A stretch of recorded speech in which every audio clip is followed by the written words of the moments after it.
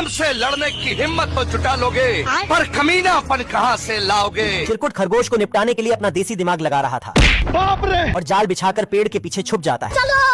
तभी वहाँ खरगोश से गाजर निकल ही नहीं रहा था। ये देख चिरकुट खुद गाजर निकालने आता है। आज मैं मर गया भैया। इस बार चिरकुट खरगोश को रस्सी से लेने वाला था। जैन दोस्तों, अभी बता है भाई, अभी बता है।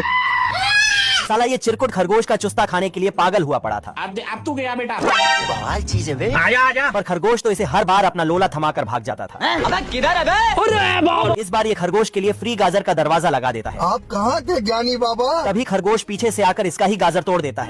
दिमाग खराब हो जाएगा, मैं माँ गया। इतने में चिरकुट तोप से खरगोश को उड़ाने का सोचता है। साले को बम से उड़ा दूंगा एक बार हाथ में आ। अच्छा। पर ये तोप में पावर की कमी से बार बार झूल जा रहा था। लास्ट में साला ये खरगोश को ऊपर भेजने के लिए फुल सेटअप बना लेता है।